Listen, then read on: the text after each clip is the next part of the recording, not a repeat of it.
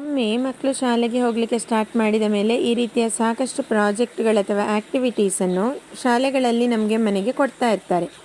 ಈ ರೀತಿಯಾಗಿ ಗಮ್ ಹಾಕೋದು ಇವ ಮೊದಲನೇ ಬಾರಿ ಆದ ಕಾರಣ ಒಮ್ಮೆ ನಾನು ಹೇಳಿಕೊಟ್ಟ ತಕ್ಷಣ ಅದನ್ನು ಫಾಲೋ ಮಾಡಿಕೊಂಡು ಮತ್ತೆ ಈ ಎಲ್ಲ ಶೇಪ್ಗಳನ್ನು ಕೂಡ ಒಂದು ಬಿಳಿಯ ಶೀಟ್ಗೆ ಅಂಟಿಸ್ಕೊಳ್ತಾ ಇದ್ದಾನೆ.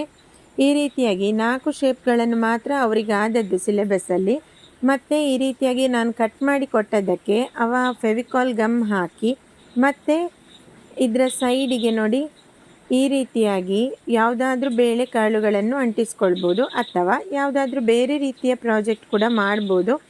ಆದರೆ ನಾವು ಮಕ್ಕಳಲ್ಲಿ ಪ್ರಾಜೆಕ್ಟ್ ಮಾಡುವಾಗ ಸಾಕಷ್ಟು ಸಲ ನಮಗೇನಾಗ್ತದೆ ಅಂದರೆ ನಾವೇ ಮಾಡಿಬಿಡ್ತೇವೆ, ಯಾಕಂದರೆ ಮಕ್ಕಳು ತುಂಬ ಲೇಟ್ ಮಾಡ್ತಾರೆ ಅಂತ ಅನ್ನಿಸ್ತದೆ. ಆದರೆ ಶಾಲೆಗಳಲ್ಲಿ ಕೊಡುವಂತಹ ಪ್ರಾಜೆಕ್ಟ್ ಏನಿದೆ ಅದು ಮಕ್ಕಳಿಗೆ ಮಾಡಲಿಕ್ಕಾಗಿರೋದ್ರಿಂದ ನಾವು ಅಸಿಸ್ಟೆನ್ಸ್ ಮಾತ್ರ ಮಾಡಿದರೆ ತುಂಬ ಚೆನ್ನಾಗಿರ್ತದೆ ಅಂತ ನನ್ನ ಅಭಿಪ್ರಾಯ. ಹೀಗೆ ಸಾಕಷ್ಟು ತಾಯಂದಿರು ಮಾಡ್ತಾ ಇರ್ಬೋದು. ಹಾಗೆ ಆಯತ, ಚೌಕ, ತ್ರಿಭುಜ, ವೃತ್ತ. ಸೂಪರ್. ಈ ರೀತಿಯಾಗಿ ಕೆಲವೊಂದು ಟಿಪ್ಸ್ ನಿಮಗೆ ಕೂಡ ಹೆಲ್ಪ್ ಆಗ್ಬೋದು ಹೇಳಿ ನಾನು ಶೇರ್ ಮಾಡ್ತಾ ಇದ್ದೇನಷ್ಟೇ.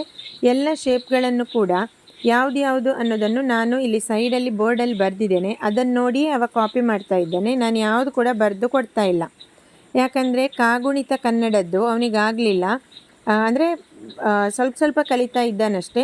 ಆದ ಕಾರಣ ನಾನು ಸೈಡಲ್ಲಿ ಬರೆದ್ರೆ ಅವ ಅದನ್ನು ನೋಡಿ ಸ್ಕೆಚ್ ಪೆನ್ನಲ್ಲಿ ಬರಿತಾ ಇದ್ದಾನೆ.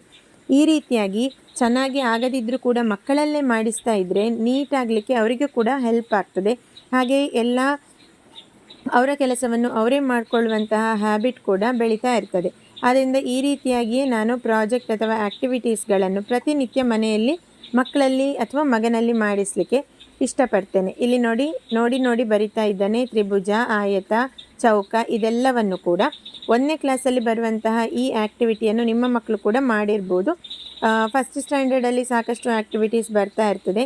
ಮನೆಯಲ್ಲಿ ಅವರಿಗೆ ಸಾಕಷ್ಟು ಕಲೀಲಿಕ್ಕೆ ಸಿಗ್ತದೆ. ಬರೀ ಆ್ಯಕ್ಟಿವಿಟಿ ಅಂತ ಹೇಳಿದ ಕೂಡಲೇ ಶೇಪ್ಗಳನ್ನು ಐಡೆಂಟಿಫೈ ಮಾಡೋದು ಅಂತಲ್ಲ, ಅವರದ್ದು ಕೈ, ಹಾಗೆ ಅವರ ಕಣ್ಣಿನ ಚಲನೆ ಇರ್ಬೋದು, ಅಥವಾ ಕೈಯಲ್ಲಿ ಅವರಿಗೊಂದು ಸ್ಟ್ಯಾಮಿನಾ ಬರ್ತದೆ, ಕೋಆರ್ಡಿನೇಷನ್ ವಿಷಯ ಇರ್ಬೋದು, ಎಲ್ಲವೂ ಕೂಡ ಮಾಡಲಿಕ್ಕೆ ಇದು ಸಹಾಯ ಮಾಡ್ತದೆ. ಆದ್ದರಿಂದ ಈ ರೀತಿಯಾಗಿ ನಮ್ಮ ಆ್ಯಕ್ಟಿವಿಟಿ ಶಾಲೆಗೆ ತಗೊಂಡೋಗಲಿಕ್ಕೆ ತಯಾರಾಗಿದೆ.